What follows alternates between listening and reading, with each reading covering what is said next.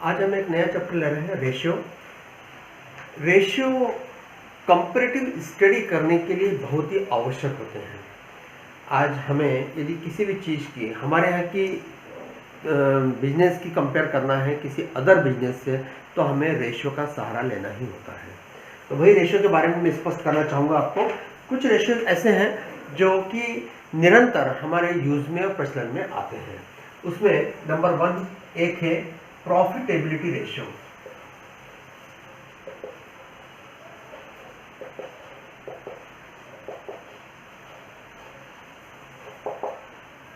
Profitability ratio क्या show करता है? आपकी प्रॉफिट से संबंधित चीजें देखता है कि आपका प्रॉफिट कितना हो रहा है। यदि कंपनी है, उसका शेयर्स है, तो शेयर्स की वैल्यू कितनी है, उसका अर्निंग पर शेयर कितना है ना, पीई कितना है, ये सब चीज़ें हम इसी रेशो में देखते हैं। तो इसमें एक आपका शेयर, एक है इसमें रेशो, वो है ROI, return on investment. ROI, return on investment. Return on investment इसमें क्या होता है? एक्चुअल में ये आपका ये शो करता है कि आपने कितनी कैपिटल लगा रखी है और उस पर प्रॉफिट कितना हो रहा है, रिटर्न कितना हो रहा है। जैसा इसका नाम है, कितना इन्वेस्टमेंट है और उस पर प्रॉफिट, रिटर्न कितना हो रहा है। तो इसका होता है operating profit upon capital employed. Operating profit upon capital employed into 100%। अब ऑपरेटिंग प्रॉफिट क्या होता है? ऑपरेटिंग प्रॉफिट होता है कि जितना भी जो प्रॉफिट हुआ है उसके अंदर इंटरेस्ट एंड टैक्स, इसके पहले जितना प्रॉफिट हुआ है उसको हम बोलते हैं ऑपरेटिंग प्रॉफिट। मतलब जितना प्रॉफिट हो रहा है उसमें इंटरेस्ट और प्रॉफिट के पहले का जो होता है वो होता है operating profit. Capital employed, capital employed का मतलब ये है कि इसमें लॉन्ग टर्म जितने भी फंड्स हैं वो सब आ जाएंगे, जैसे share capital, reserve and surplus, फिर लॉन्ग टर्म कोई बोरोइंग आपने कर रखी है तो वो भी आ जाएगा, किसी ने डिवेंचर्स निकाल रखे हैं और कुछ निकाल रखे हैं तो वो भी इसमें आ जाएगा। तो ये हो जाएगी total capital employed.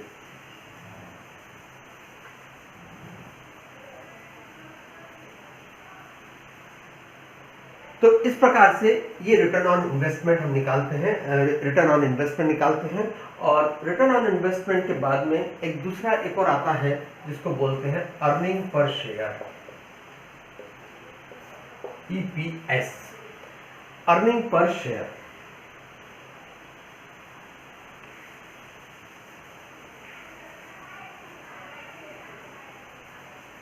Earning per share जो निकलेगा वो निकलेगा, इसका फार्मूला है, रेशियो पूरा फार्मूले के ऊपर चलता है। इसका फार्मूला क्या है? प्रॉफिट आफ्टर टैक्स, टैक्स वगैरह देने के बाद में जो प्रॉफिट बचता है वो है प्रॉफिट, ये प्रॉफिट आफ्टर टैक्स, और upon total equity shares, total shares, number of shares कितने हैं उससे उसको डिवाइड करना, ये आ जाएगा आपका अर्निंग पर शेयर। अब टोटल शेयर्स कितने होंगे किसी कंपनी के, जितने भी हैं उसका नंबर, नॉट कि उसकी वैल्यू, नंबर चाहिए आपको। प्रॉफिट आफ्टर टैक्स, और इसके अंदर यदि कोई प्रेफरेंशियल डिवेंचर्स वगैरह हैं या प्रेफरेंशियल शेयर्स हैं और उसको यदि कोई आपने डिविडेंड दिया है तो वो भी आपको खत्म करना है। डिविडेंड ऑन प्रेफरेंस शेयर, वो भी इसमें से कम हो जाएगा। यानी एग्जैक्ट लास्ट में जो प्रॉफिट बचता है सब चीज़ें देने के बाद में उसके ऊपर कितने शेयर्स का राइट है वो शेयर्स आता है इक्विटी अर्निंग पर शेयर के अंतर्गत। तो जिसमें जितने टोटल नंबर ऑफ शेयर्स हैं उससे आपको डिवाइड कर दें इक्विटी शेयर्स को से, तो वो जो आएगा वो अर्निंग पर शेयर आएगा। अर्निंग पर शेयर्स का यूज कहाँ होता है? ये कंपनीज वगैरह में होता है। जब व्यक्ति कंपनी के शेयर खरीदने जाते हैं तो वो देखते हैं कि उस कंपनी के अंदर इक्विटी शेयर्स का या इक्विटी कैपिटल्स का प्रॉपर यूज हो रहा है कि नहीं हो रहा है। तो उसके लिए हम ये वाला ईपीएस को देखते हैं।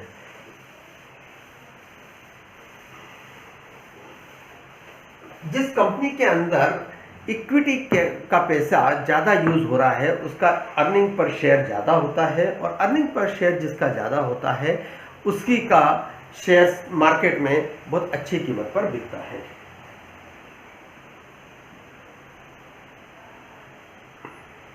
फिर उसके बाद में एक और आता है, वो आता है पीई रेशो।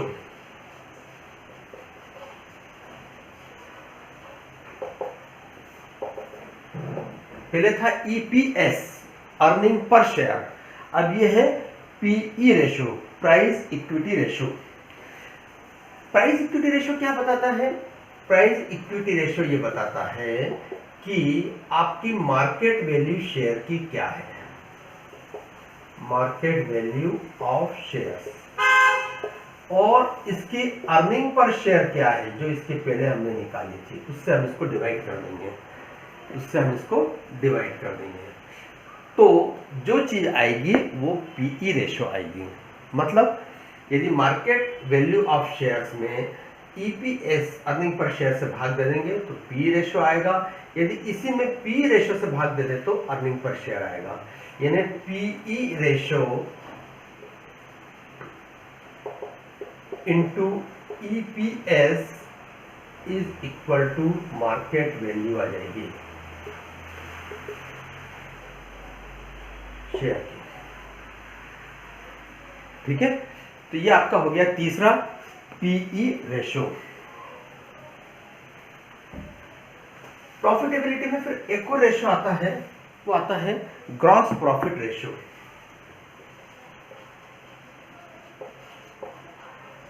ये बहुत एसेंशियल नहीं है, बहुत कभी पूछते हैं। ग्रॉस प्रॉफिट रेशो, इसका फॉर्मूला है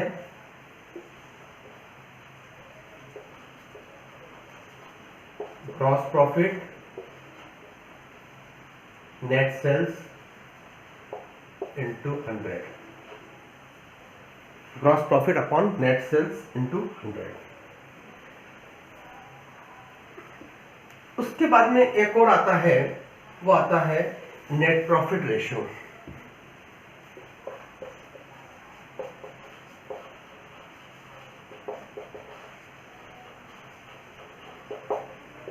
इसका फॉर्मूला सिंपल है, वैसे ही है, net profit after all deduction, उसके बाद में जो बचते हैं वो, और नेट सेल्स इंटू 100।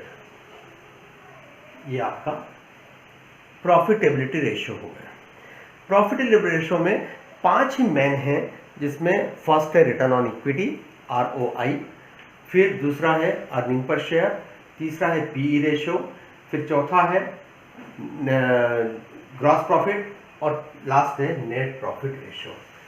इस प्रकार से ये प्रॉफिटेबिलिटी रेशो के ये हमने देखे हैं। अब हम आते हैं solvency ratio.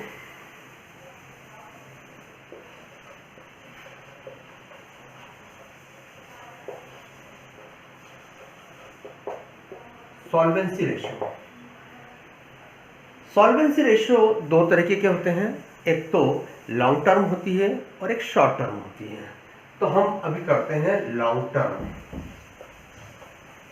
Term solvency. Solvency का मतलब ये समझ में आ गया है कि हम कितने सॉल्वेंट हैं, हम पेइंग कैपेसिटी हमारी कैसी है। यदि किसी का पैसा लिया है तो उसको हम इमीडिएट दे सकते हैं कि नहीं दे सकते हैं, तो ये सब चीज़ें हमारी सॉल्वेंसी रेशियो में आती हैं। तो इसमें लॉन्ग टर्म सॉल्वेंसी रेशो, और लॉन्ग टर्म सॉल्वेंसी रेशो में एक होता है हमारा फिक्स्ड असेट रेशो।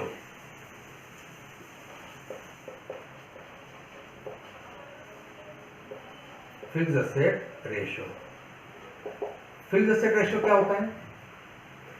आपने टोटल कितनी फिक्स्ड असेट्स दे रखी है बिजनेस के अंदर, और लॉन्ग टर्म जो है फंड्स कितने लगा रखे हैं, इन दोनों का कंपेयर हम इसमें करते हैं। तो इसका फॉर्मूला है fixed assets upon long term funds. Long term funds कौन से हो सकते हैं हमारे?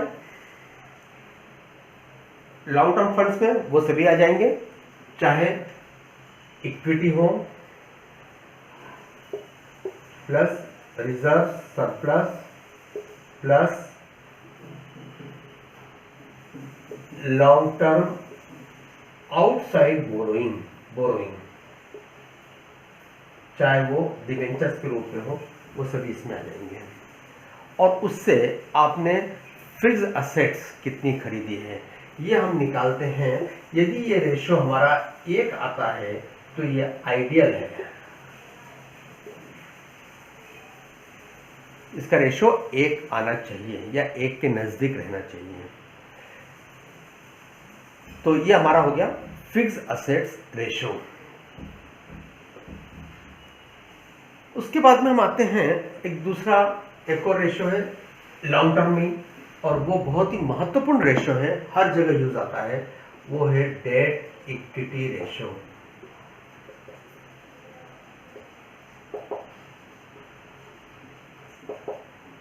Debt equity ratio, debt equity जैसा इसके नाम से है कि हमारी इक्विटी कितनी है और हमारा डेट कितना है, इन दोनों का हम स्टडी करते हैं। मतलब डेट क्या हुआ, ये हमारा ये एक्सटर्नल हो गया, बाहर से हमने बोरोइंग कितनी लिया, और इक्विटी हमारी खुद की है, इंटरनल बोरोइंग।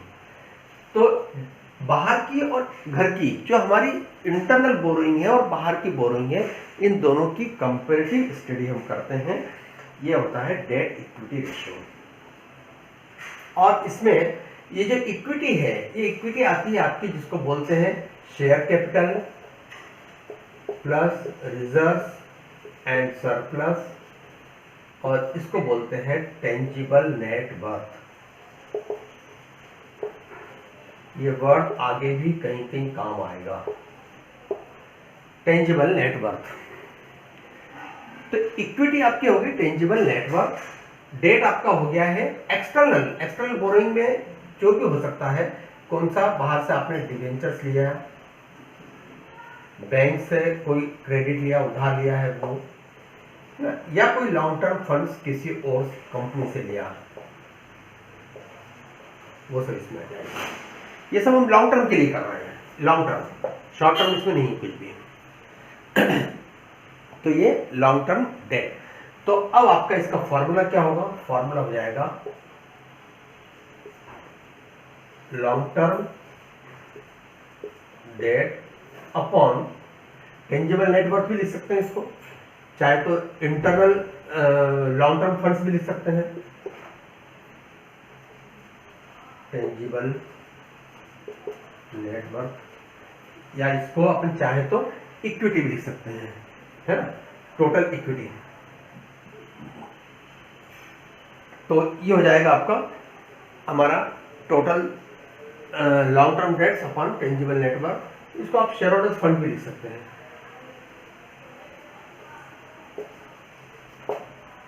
ठीक है,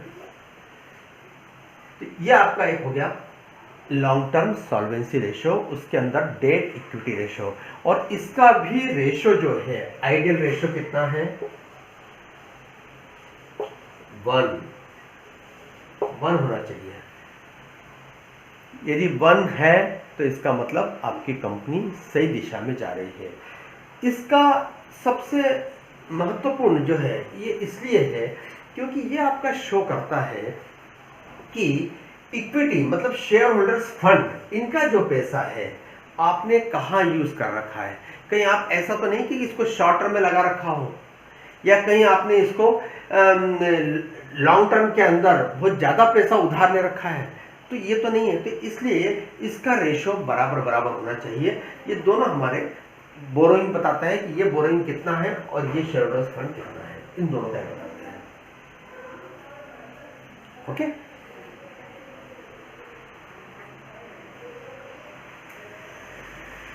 उसके बाद में अपन आते हैं शॉर्ट टर्म सॉल्वेंसी रेशियो। ये था आपका लॉन्ग टर्म। अब अपन आते हैं शॉर्ट टर्म सॉल्वेंसी रेशियो पर।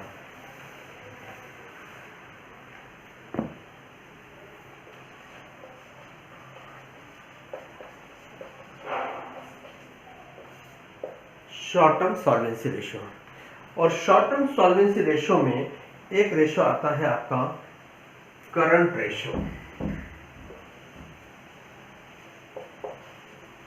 Current ratio, current asset ratio, कुछ भी बोल सकते हैं इसे। करंट रेशियो होता है current asset upon current liability, ये इसका फॉर्मूला है, current asset upon current liability. और करंट असेट में क्या क्या चीजें आएगी? वो चीजें जो कि हम एक साल के अंदर उसको कैश में कन्वर्ट कर लें, वो चीजें करंट असेट में आएगी। इसमें आपका क्लोजिंग स्टॉक भी आएगा, कैश तो आएगा ही आएगा। डेटर्स जो 6 महीने से ज्यादा पुराने हैं वो नहीं आएंगे, 6 महीने तक के इसमें आएंगे, तो डेटर्स आएंगे। और दूसरा प्रीपेड एक्सपेंसेस यदि कोई है तो वो भी आएंगे, ये करंट असेट में ये सब चीजें आएगी। करंट लायबिलिटी वही है, यदि एक साल के अंदर जिसे हमें पे करना है इतनी करंट है तो वो सब इसमें आएगी, है ना, विद इन 1 ईयर वाली। तो ये आपका हो गया करंट रेशो। और करंट रेशो का आइडियल रेशो है, इसका आइडियल रेशो है 2। यदि 2 तक रहता है तो ये सही रहता है। 2 मतलब जितनी हमारी लायबिलिटी है करंट में, सपोज करो मेरी लायबिलिटी 5000 है तो मेरी करंट असेट 10,000 होना चाहिए। यदि इतना है तो ये सही है। मेरे पास में करंट असेट उतनी होना चाहिए जिससे मैं इमीडिएटली कोई भी यदि मेरे से पेमेंट मांगने आए तो मैं उसको पेमेंट कर सकूं। ये हमारा इसका उद्देश्य है। यदि इतना रहता है तो वह फॉर्म बिल्कुल अच्छी मानी जाएगी, सही मानी जाएगी। तो ये हो गया करंट रेशो। और इसी के साथ में एक और होता है जिसको बोलते हैं लिक्विड रेशो। लिक्विड रेशो, इसको एसिड टेस्ट रेशो भी बोल सकते हैं, एसिड टेस्ट रेशो, ठीक है। और इस लिक्विड रेशो का फॉर्मूला क्या है? इसका फॉर्मूला है असेट्स तो वो की वही आएगी इसमें जो उसमें थी, लेकिन इसमें प्रीपेड एक्सपेंसेस नहीं आएंगे, क्लोजिंग स्टॉक नहीं आएगा। बाकी डेटर्स 6 महीने से अधिक के हैं वो इसमें आ जाएंगे, तो बाकी सभी चीजें आ जाएंगी। तो लिक्विड रेशो ये वो चीज है जिसमें इमीडिएटली आपको पैसा मिल सकता है, इमीडिएटली हमें पैसा मिल सकता है, तो वो असेट में आएगी। इसको बोलते हैं liquid asset. Liquid asset upon current liability. Current liability वो क्यों रहेगी जो पहले थी, liquid asset upon current liability. और इसका रेशो कितना होना चाहिए? 1, मिनिमम 1 होना चाहिए। मतलब हमारे पास में लिक्विडिटी इतनी होना चाहिए कि जितनी करंट लायबिलिटी है उसका इमीडिएट पेमेंट कर दें। यदि मेरे पास 5,000 रुपया है लायबिलिटी का देने का, तो मेरे पास में 5,000 रुपया कैश में भी होना चाहिए ताकि मैं इमीडिएट पेमेंट कर सकूं। यही इसका उद्देश्य है। तो ये 2 रेशो और हो गए हैं आपके, करंट रेशो और लिक्विडिटी रेशो। तो इस प्रकार से आपके 4 रेशो ये हो गए। एक होता है टर्नओवर रेशो, और टर्नओवर रेशो में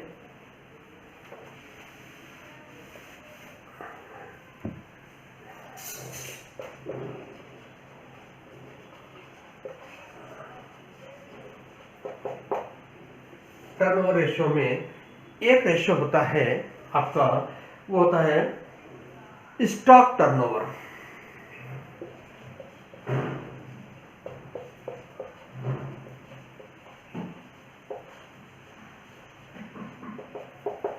आपके पास में कितना स्टॉक का टर्नओवर रहता है। इट मीन्स कि आपने टोटल माल कितना बेचा साल भर में, है ना, उसकी कॉस्ट क्या है, cost of goods sold during the year. ये हम इसलिए निकालते हैं कि हम जो टर्नओवर कर रहे हैं, टर्नओवर मतलब माल खरीद रहे हैं बेच रहे हैं, खरीद रहे हैं बेच रहे हैं, उसमें हमारे पास स्टॉक भी पड़ा रहता है।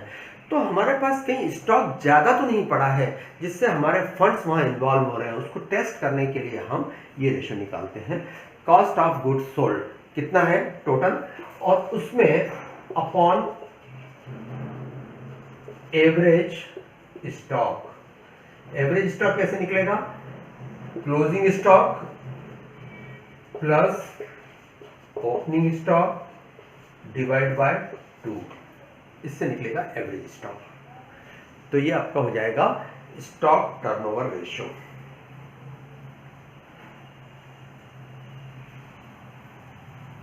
और इसी प्रकार से एक होता है डेटर टर्नओवर रेशो।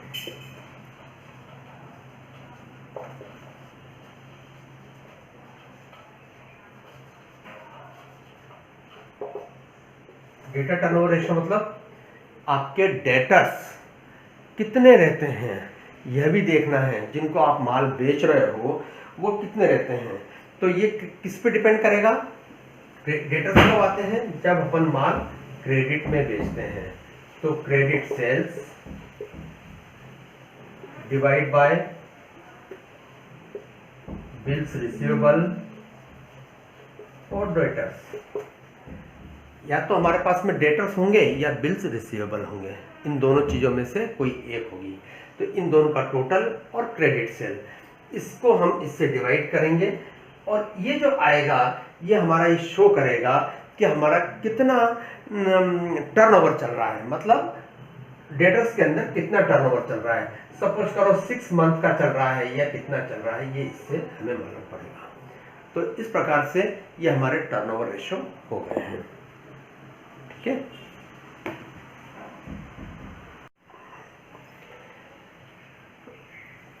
एक क्वेश्चन है, जिस टाइप के क्वेश्चन आजकल ऑब्जेक्टिव आते हैं उसी टाइप का है। Assuming current ratio is 2, state in each of the following cases whether the current ratio will improve or decline or will have no change. Current ratio क्या बोल रहा है, 2 है, मतलब current asset upon current liability is equal to 2 है। It means अपन ये भी कह सकते हैं कि यदि करंट असेट 20,000 है तो करंट लायबिलिटी 10,000 होगी। अब इनका पहला पॉइंट है, ये जानना चाहते हैं कि यदि हम ये पॉइंट्स करेंगे तो करंट रेशियो इंप्रूव होगा, डिक्रीज में होगा, या उस पर कोई अंतर नहीं आएगा, बताएं। पेमेंट ऑफ करंट लायबिलिटी, यदि आपने करंट लायबिलिटी का कोई पेमेंट किया है, सपोज करो करंट लायबिलिटी में से आपने 5,000 रुपये का पेमेंट कर दिया, तो करंट एसेट्स में से भी कैश में से 5,000 रुपये जाएगा। अब यहाँ क्या पोजीशन हो जाएगी, 15,000 और 5,000। इसका मतलब क्या हुआ कि करंट रेशो पहले यदि 2 था, क्या था, 2:1 था, तो अब क्या हो जाएगा, 3:1 हो जाएगा, मतलब करंट रेशियो उसका बढ़ गया। तो ये करंट रेशियो बढ़ जाएगा, ये है इसका पहला पॉइंट। दूसरा point, purchase of fixed assets, यदि उसने फिक्स्ड असेट्स खरीदी है, तो फिक्स्ड असेट यदि खरीदी है और वो यदि पर कैश में खरीदी है, तो इससे क्या होगा, फिक्स्ड असेट्स बढ़ जाएगी और कैश उसके यहाँ से कम हो जाएगी। कैश कम हो जाएगी तो भी ये कैश अकाउंट के अंदर यदि यहाँ से कम होगी कैश तो आपका ये करंट रेशो डिक्रीज हो जाएगा। तो करंट रेशो इसके केस में क्या हो जाएगा, डिक्रीज। यदि आपने फिक्स एसेट्स खरीदी है तो करंट रेशो भी डिक्रीज हो जाएगा। फिर cash collected from customer, customer से आपने कैश कलेक्ट किया, कस्टमर मतलब डेटर्स, डेटर्स से आपने कैश कलेक्ट किया। डेटर्स कहाँ आते हैं, करंट एसेट में आते हैं, और कैश आया तो वो भी कहाँ आएगा, यहाँ आएगा। मतलब कम भी हो रहा है तो असेट कम हो रही, करंट एसेट, और करंट एसेट ही बढ़ रही है। मतलब इस करंट एसेट के ऊपर इस ट्रांजेक्शन का कोई अंतर नहीं पड़ेगा। इट मीन्स यदि कैश कलेक्टेड फ्रॉम कस्टमर्स किया है तो उसके ऊपर नो डिफरेंस, कोई अंतर नहीं आएगा। फिर एक और पॉइंट था bill receivable dishonoured. Bill receivable dishonoured मतलब यदि आपने कोई बिल ले रखा था यहाँ पे और वो डिसऑनर हो गया। एक्चुअल में करंट एसेट में क्या क्या आता है, पहले ये देखें हम। करंट एसेट में आता है कैश, बिल्स रिसीवेबल, डेटर्स, है ना। फिर बैंक बैलेंस यदि कोई है तो वो आ जाएगा, क्लोजिंग स्टॉक, प्रीपेड एक्सपेंसेस, ये सब चीजें आती है। तो यदि किसी का बिल डिसऑनर हो गया है, ये बिल जो है डिसऑनर हो गया है, यदि ये डिसऑनर हुआ है तो इसमें से पैसा कम हो जाएगा, डेटर्स बढ़ जाएंगे, यहाँ प्लस हो जाएगा, यहाँ माइनस हो जाएगा। तो इस करंट एसेट के ऊपर कोई अंतर नहीं आएगा। तो यदि बिल डिसऑनर हो जाता है तो भी इस पर कोई अंतर नहीं होगा। फिर issue of new shares, new shares आपने इशू किए हैं। शेयर्स यदि हम इशू करते हैं तो कहाँ आता है, लायबिलिटी साइड में आता है, और लायबिलिटी साइड में भी नॉट करंट लायबिलिटी, ये आपकी लॉन्ग टर्म लायबिलिटी हो जाएगी, है ना। लॉन्ग टर्म लायबिलिटी मतलब आपका टेंजिबल एसेट बढ़ जाएगी, टेंजिबल वर्थ। तो लायबिलिटी यदि आपकी इधर बढ़ रही है और इधर आपका कैश बढ़ रहा है, क्योंकि यदि आएगा तो इससे शेयर्स इशू करेंगे तो उससे कैश आएगा, तो इसका इफेक्ट क्या होगा, आपका करंट रेशो बढ़ जाएगा। तो इस प्रकार से ये एक सवाल था जो ऑब्जेक्टिव टाइप का था, वो मैंने आपको करवा दिया है। ओके।